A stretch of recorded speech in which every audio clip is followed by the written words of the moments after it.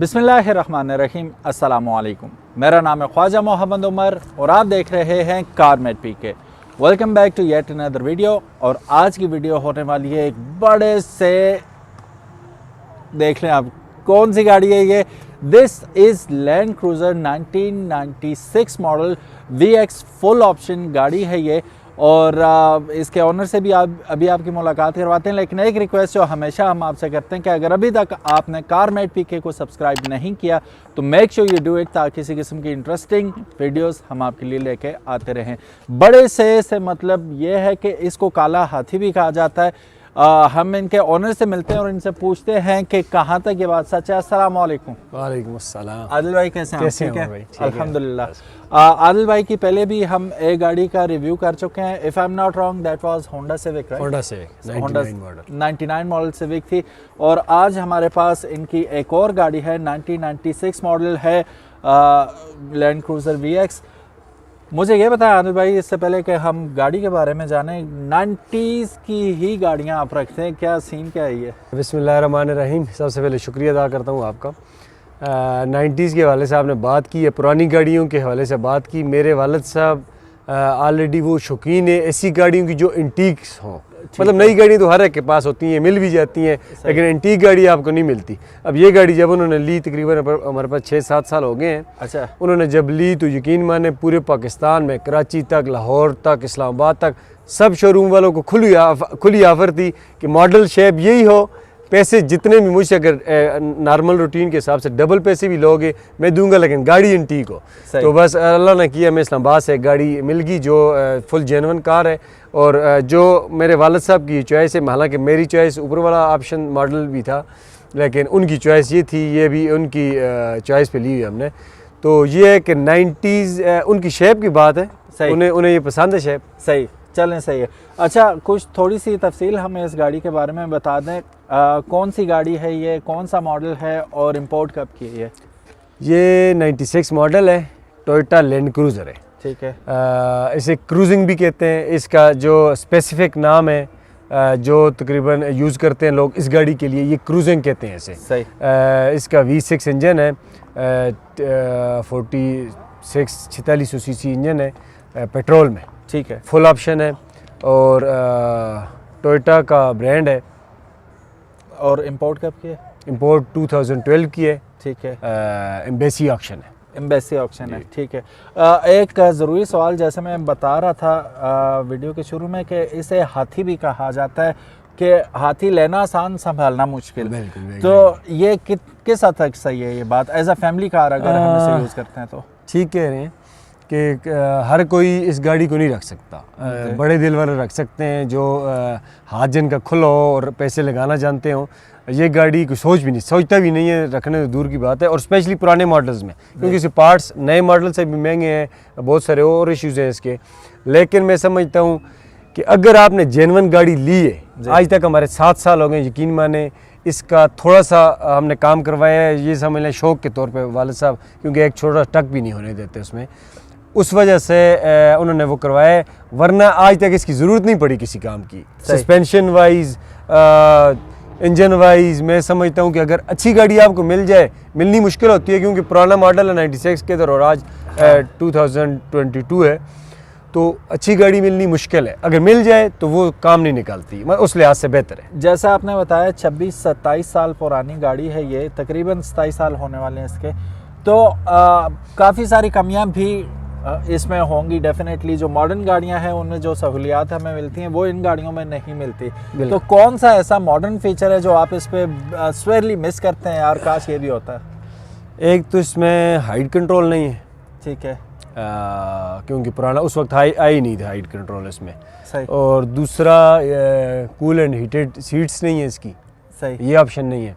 वरना तकरीबन इस गाड़ी में क्रूज़ कंट्रोल समेत सनरूफ, डुअल AC, तकरीबन हर चीज़ मौजूद है। बस ये 2 से 3 ऑप्शन है। नई गाड़ियों में थोड़ा सा उनका जो इनका हाइड्रोलिक होता है और जो इसका सस्पेंशन होता है वो थोड़ा सा नई गाड़ी का अच्छा है, नए ऑप्शंस का, नए मॉडल्स का। तो इसमें ये है कि वो ऑप्शन नहीं है जो उस सस्पेंशन में, थोड़ी सी कंफर्ट लेवल उनका थोड़ा सा ज़्यादा है। लेकिन दूसरी प्राडो के अगर कंपेयर किया जाए, क्योंकि वो उसकी कंजम्पशन भी कम है, वो लोकल यूज़ भी होती है, उसके मुकाबले में इसका सस्पेंशन लेवल, मोटरवे पे जाएं, ये समझ लें बड़ी गाड़ी ज़्यादातर मोटरवे पे बबलिंग करती हैं, सही, स्मूथ नहीं चलती। ये माशाल्लाह मोटरवे पे जाएं, कार में और इसमें फ़र्क महसूस नहीं होता, क्योंकि पेट्रोल भी है उस वजह से भी। डीजल होती तो फिर डीजल में फ़र्क महसूस होता है, हैवी हुई होती है काफ़ी। ये पेट्रोल है, स्मूथ भी होती है, कंफर्ट भी ठीक है, पिक भी अच्छी है। आपने मोटरवे की बात की, 2 सवाल है मोटरवे से मुतालिक। सबसे पहला सवाल तो ये है कि माइलेज क्या देती है मोटरवे पे ये? माइलेज तकरीबन लास्ट टाइम में गया हूँ 5 से 6 तक। अभी माइलेज की थोड़ी सी माइलेज के हवाले से बात भी कर लूँ, इन्फॉर्मेशन देने वाली बात भी है। माइलेज काउंट करती है आपकी गाड़ी में सवारियाँ कितनी बैठी हैं। ये 7 सीटर गाड़ी है, अगर 7 सीटर बैठी हैं, सारी सवारियाँ बैठी हैं, सारे लोग बैठे हैं, तो फिर माइलेज कम देगी, फिर वो समझ लें 4-5 तक देगी। अगर तो आप 2 या 3 बंदे बैठे हैं फिर 6-7 तक भी, क्योंकि वेट बहुत काउंट करता है। फिर आपके पाँव का, मेरा भाई चला जाए तो वो समझ लें 3 तक भी ले जाता है, कि बहुत हैवी उसका पाँव होता है, किसी का भारी होता है। तो मैं लेके जाऊँ नॉर्मल, या वालिद साहब हो नॉर्मल पाँव पे लेके जाएँ तो 5-6 करती है आराम से। ठीक है। दूसरा सवाल मोटरवे से मुतालिक ये है कि टॉप स्पीड क्या की है अभी तक आपने इस पे? इस पे तकरीबन 200 तक गए हम। 200 तक इस पे गए, तो फिर 3 ना दे तो क्या करें? 200 वो तो ऐसे चेक करने के लिए 200 तक हमने किया था। भाई मेरा तो जाते ही, छोटा है सबसे, वो तो जाते ही 200 के, उसे तो कोशिश होती है कि ज़्यादा से ज़्यादा स्पीड में जाए। मैं वैसे 120 नॉर्मल स्पीड। तो रोड ग्रिप का क्या सीन है? 200 पे तो गाड़ी हवा हो जाती है बिल्कुल। लेकिन माशाल्लाह क्योंकि मैं कंपेयर कर रहा हूँ दोबारा प्राडो वगैरह से, और ये कार्स के मुकाबले में इसमें डीजल भी है, उसमें महसूस होता है, शोर ज़्यादा होता है डीजल का, बहुत हैवी होता है इंजन, तो उसके मुकाबले में यकीन माने 200 पे भी ये बबलिंग नहीं करते, क्योंकि हैवी गाड़ी है, बबलिंग नहीं करती। अगेन 26 साल पुरानी गाड़ी होने की वजह से काफ़ी सारी ऐसी चीज़ें होती हैं जो काम छोड़ जाती हैं। हाँ। इसमें ऐसी कोई चीज़ है जो स्टॉक तो मौजूद थी लेकिन अब काम नहीं करती? ऐसी कोई चीज़ अभी तक नहीं है, क्योंकि ये गाड़ी यूज़ बहुत कम हुई है। ठीक है, प्रैक्टिकल है, सारी चीज़ें काम सारी माशाल्लाह, और जेन्युइन पेंट इसका जेन्युइन है, इंटीरियर जेन्युइन है। लास्ट टाइम थोड़ी सी डिटेलिंग के हवाले से बात करूँगा, हमने डिटेलिंग करवाई, अंदर से भी बिल्कुल अभी तक जेन्युइन है सारी, लेकिन सीट्स थोड़ी सी उसने डिटेलिंग वाले से, वाला साहब ने कहा डिटेलिंग कर लो, सफाई की उसने, तो वो ऐसे अनाड़ी, मैं मशवरा भी दूंगा सबको, डिटेलिंग करवाते वक्त बहुत एहतियात करें। आम किसी भी, हालांकि वो एक अच्छा ब्रांड था, अच्छे लोग थे उस वक्त, अभी तो ख़त्म भी हो गए, उन्होंने कर लिया ख़त्म, लेकिन वो सीट्स पे उसने ब्रश जो धोने वाला होता है वो रगड़ लिया, और काफ़ी सारी सीट्स हमारी डैमेज ऐसे कर ली कि 0 मीटर सीट्स थी, और ऐसी सीट्स मिलना नामुमकिन। अभी हम क्योंकि हम लेना चाह रहे हैं, लेकिन वो सीट्स मिलनी नामुमकिन, मिल नहीं रही हैं, नहीं मिल रही हैं वो, क्योंकि अपनी पोजीशन में थी, तो इसलिए। और कोई इसका पार्ट्स ऐसा है नहीं है। कुछ चीज़ें हैं जो कम मिलती हैं लेकिन मिल जाती हैं, महंगी होती हैं, कोई एक्सपेंसिव ज़्यादा होती हैं, लेकिन मिल जाती हैं, पार्ट्स मिल जाता है इसका। अच्छा आदिल भाई, मसाइल की बात करते हैं, क्योंकि हमने पहले, बल्कि आप ही ने बताया था कि ये हर एक का बस नहीं है कि इस गाड़ी को रख सके, तो ज़्यादा मसाइल क्या होते हैं? एक बंदा है जो, जिसे जैसे आपके वालिद साहब हैं, ये लोग पसंद है। एक बंदा है जिसके पास नए नए पैसे आए हैं, अब उसने शौक पूरा करना है, ठीक है, हालात होते हैं इस तरह के, तो वो क्या चीज़ जहन में रखे यार, कि क्या चीज़ उससे मुश्किल हो सकती है ये रखते वक्त, ये गाड़ी रखते वक्त स्पेशली? हाँ, बस उससे एक तो कंजम्पशन वाइज मैं कह रहा हूँ, जिसका दिल बड़ा होगा, हाथ खुला होगा, वो ही रख सकता है, डीप पॉकेट्स होंगे। हाँ लाजमी, वो कोशिश करे रखने की। ये मैं समझता हूँ आजकल के दौर में ये शौक की गाड़ी है, शौक वाला शख्स रख सकता है। हाँ। वरना शौक के बगैर नहीं रख सकता। इसकी और डिमेरिट्स ये हैं कि इसमें पार्ट्स महंगे, जैसे बड़ी गाड़ी की हर चीज़ महंगी होती है, तब मैं कह रहा था मुश्किल है रखना, हर कोई नहीं रख सकता। जो चीज़ फ्यूल इसकी ऑयल अब चेंज करवाएंगे आपका आराम से, नॉर्मल गाड़ी पे मेरे ख्याल में 5-6 हज़ार लग जाता है, इस पे आराम से 14-15 हज़ार से ऊपर लगेगा। अच्छा, ऑयल डबल से भी ऊपर लगता है। सही। और फिर दूसरी बात यह है कि मैकेनिक्स भी इसके खास ही होंगे, हर एक से आप करवा भी नहीं सकते। यकीन माने इसका हम तो इस्लामाबाद पिंडी से काम करवाते हैं, पिंडी में एक एक्सपर्ट है बड़ी गाड़ियों का, लेकिन उससे भी हम मुतमिन नहीं हुए। 2 छोटे मोटे काम वो शौकी करवाए थे वाले साहब ने, तो लेकिन मुतमिन नहीं हुए। मैकेनिक्स तो आपको इधर यकीन माने होंडा है, टोयोटा है, कहीं भी मैं मुतमिन नहीं हूँ अभी तक किसी मैकेनिक से। लेकिन इस गाड़ी का तो ये समझ लें, इधर तो व्हील्स वगैरह की ग्रीस करवानी है, या कुछ छोटे मोटे काम कर लेते हैं, लेकिन आपको अगर सही इलेक्ट्रीशियन चाहिए या कुछ भी ऐसी चीज़ है तो वो इधर स्पेशलिस्ट नहीं है। स्पेशलिस्ट नहीं है। ये एक मसला होता है, जब भी आप गाड़ी लें तो ये बैक ऑफ द माइंड आपकी डेफिनेटली होना चाहिए कि बिल आखिर, जिस तरह बिल आखिर इंसान को मौत है, इसी तरह बिल आखिर गाड़ी को जाना है। मैकेनिक के पास, तो वो बिल आखिर वाली बात पहले आनी चाहिए जहन में कि यार मैं किसके पास लेके जाऊंगा, यहाँ एक्सपर्ट कौन है।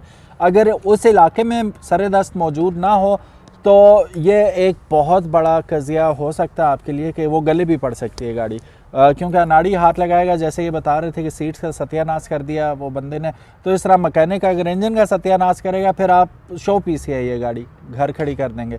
शो पीस से याद आया, आपने एज अ शो पीस ही रखा हुआ है या डेली ड्रिवन गाड़ी है ये? हाँ, वालिद साहब ने जिस वक्त ली थी तो क्योंकि एंटीक गाड़ी को यूज़ करना मैं समझता हूँ बहुत मुश्किल है, हमारे लिए भी मुश्किल है। मैं नॉर्मल बंदे कि मैं कह रहा था कि उसके लिए तो बहुत ही मुश्किल है। अब मैं भी इलेक्शन में सियासत में भी इस्तेमाल करता हूँ, लेके जाता हूँ, लेकिन बड़ा मुश्किल होता है क्योंकि नई गाड़ी होती है उसका पार्ट्स ही बंदा चेंज कर रहा है। एंटीक गाड़ी जिसका सारे पार्ट्स जेन्युइन हो, मोल्डिंग इसकी ये मोल्डिंग होती है जो स्पेशली, ये नहीं आपको फिटिंग में नहीं मिलेगी, कभी किसी की गाड़ी की नहीं मिलेगी।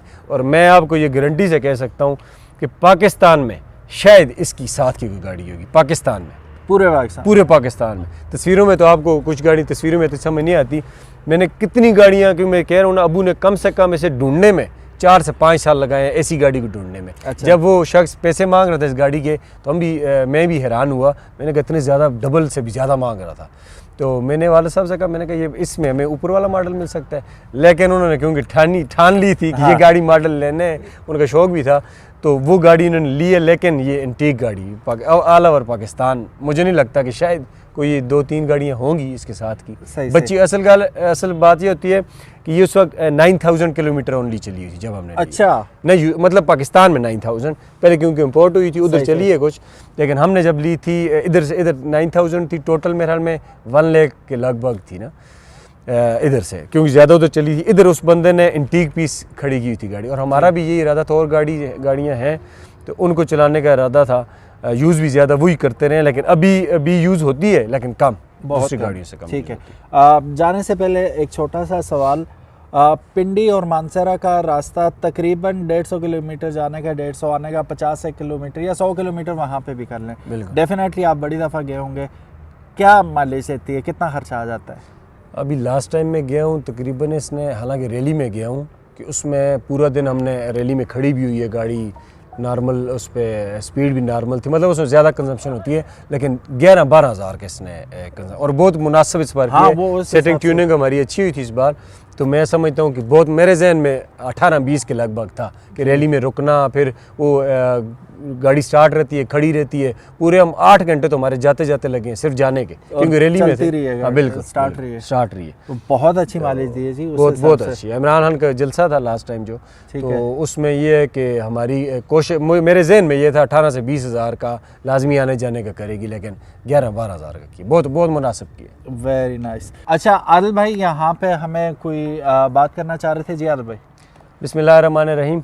अच्छा, मैं एक मैसेज देना चाह रहा हूँ तमाम शहरियों को कि आपको गाड़ी अल्लाह पाक ने सहूलत दी हुई है, उसे इस्तेमाल करें, लेकिन दूसरे जो सामने से ड्राइवर आ रहा है उसको मद्देनज़र रखते हुए कि उसे क्या तकलीफ़ हो रही है, आपकी वजह से उसे क्या अजियत हो रही है। HID सबसे बड़ी अजियत का शिकार हैं जो नॉर्मल ड्राइवर के लिए, और स्पेशली नई गाड़ियों में इतनी हैवी HID लगाई हुई हैं कि सामने वाले को, स्पेशली जो 50 से अबव एज के जो लोग हैं, उन्हें तो बिल्कुल नज़र नहीं आता। हमारी एज के लोगों को नज़र नहीं आता कि उतनी हाई बीम होती है। यकीन माने वो अजियत है, सरासर अजियत है।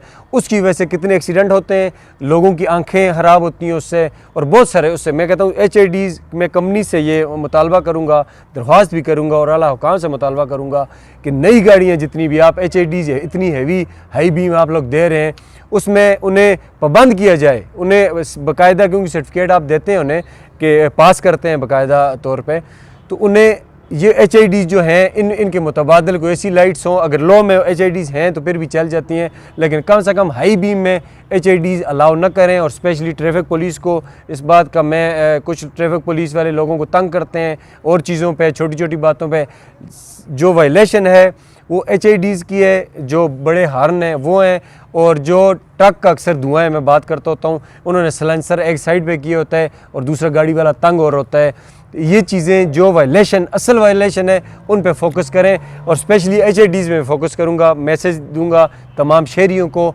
आला हुकाम को, ट्रैफिक पुलिस को कि इस पे ज़रूर कार्रवाई करें, कोशिश करें कि सामने वाले को, क्योंकि मेरे पास अगर बड़ी गाड़ी है, मैंने HIDs लगाई है, मुझे तो कोई परेशानी नहीं है, मुझे सामने सब कुछ दिख रहा है, लेकिन किसी के पास छोटी गाड़ी है, उसकी आंखों में लग रही है, हमें उन लोगों का एहसास करना चाहिए। वो एक्सीडेंट का बायस होते हैं, बहुत सारी यजीद का बायस होती हैं, आखरत के लिए भी नहीं ठीक, हमारे शरी लिहाज से भी नहीं ठीक, अखलाकी लिहाज से भी नहीं ठीक, इसलिए इस चीज़ में बहुत एहतियात करें। बहुत शुक्रिया। सो गाइस, ये थे आदिल भाई और ये था इनका काला हाथी और फुल ऑप्शन हाथी है ये।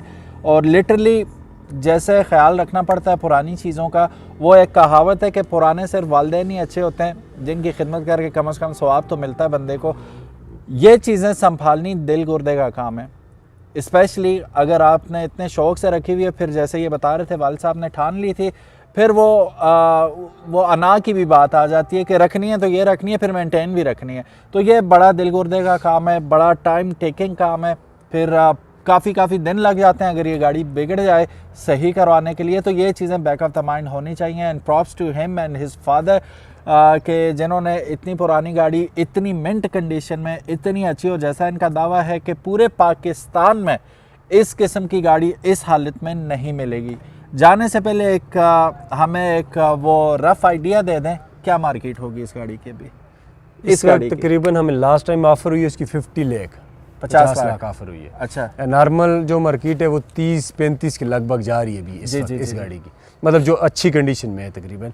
लेकिन क्योंकि ये मैं फिर बात करूँ इंटीक है, इसकी शौक के पैसे होते हैं, तो 50 लाख हमें इस्लामाबाद में ऑफ़र हुई है। तो क्योंकि अबू ने शौक की गाड़ी है, सेल करनी नहीं है, हाँ, इसलिए नहीं दी। इसके साथ मैं तो एक बात करूँगा, आपने बात की थी कि इसकी मेंटेनेंस, और कुछ लोग ये करते हैं कि पुरानी गाड़ी ले लेते हैं, 15-20 लाख की गाड़ी ले लेते हैं, उनका ज़हन ये होता है 10 लाख ऊपर लगा के और आउट क्लास कंडीशन में हम खुद अपनी मर्ज़ी से बनाएंगे। मैं ये समझता हूँ कि बड़ी गाड़ियों में अगर तो आपको फुल बॉडी समेत, अगर अक्सर बॉडी चेंज गाड़ी होती हैं, उसके साथ इंजन सीट्स मिल जाएं, वो बेस्ट है। उस तरह आप उससे कर सकते हैं जैसे रेनोवेट करते हैं कुछ लोग। तो लेकिन अगर कोई शख्स ये सोचेगा पेंट करवा के, उसका इंजन बनवा के, उसका सस्पेंशन बनवा के कोई काम करवाएगा, वो ना करवाए तो वो 10 लाख रुपए ज़ाया करने, बल्कि वो 10 तो 10 7 वो 20 लाख जो लगाया हुआ है वो भी बिल्कुल ज़ाया है। बिल्कुल, क्योंकि ये गाड़ियाँ उस तरह कामयाब नहीं, कार्स होती हैं वो उनके पार्ट्स ही मिलते हैं, वो कामयाब भी हैं। लेकिन आप वाली बात है कि गाड़ी ये वाली बिगड़ जाए, फिर इसकी सेटिंग करनी बहुत मुश्किल है। मैंने बड़े देखे हैं जी, रोते हुए लोग, बहुत ज़्यादा इसकी मोल्डिंग, इसकी ये चीज़ें, ये फिटिंग में कभी नहीं, बड़े से बड़ा डेंटर होगा ये फिटिंग में नहीं ला सकेगा कोई चीज़ भी। इसकी हर चीज़ इस वक्त लाइन टू लाइन इसलिए है कि जेन्युइन है। बनी हुई गाड़ियाँ कोशिश करते हैं बनाने की, लेकिन वो उस चीज़ पे नहीं, और स्पेशली बड़ी गाड़ियाँ मैं नहीं समझता कि वो स्टॉक हालत में आ सकती। नहीं, वो नहीं हो सकता, बहुत मुश्किल है। सो ये थे आदिल भाई और ये थी इनकी खूबसूरत गाड़ी। मैं दोबारा ये बात करूँगा कि इनका दावा है कि this is the one and only in this condition in Pakistan. So हो सकता है कि और लोगों के पास भी हो, हमारी नज़रों से ना गुजरी हो, लेकिन वो आटे में नमक के बराबर हैं, बिल्कुल ना होने के बराबर होंगी। और गाड़ी आपने देखी, गाड़ी की कंडीशन देखी, इंटीरियर एक्सटीरियर सब देखा, गाड़ी कैसी लगी और आदिल भाई का जो जुनून है इन गाड़ियों के लिए वो कैसा लगा ज़रूर बताइएगा। Thank you so very much for watching this video. Adil भाई आपका भी बहुत शुक्रिया, आपने टाइम दिया, बहुत शुक्रिया। और वीडियो देखने के लिए again thank you so very much. अपना बहुत ज़्यादा ख्याल रखिएगा। कारमेट पीके को सब्सक्राइब कर लें, प्राइमरी चैनल बना लें ताकि इस किस्म की खूबसूरत गाड़ियाँ हम आपके लिए लेके आते रहें। अपना ख्याल रखिएगा। अल्लाह हाफिज़, अस्सलाम वालेकुम।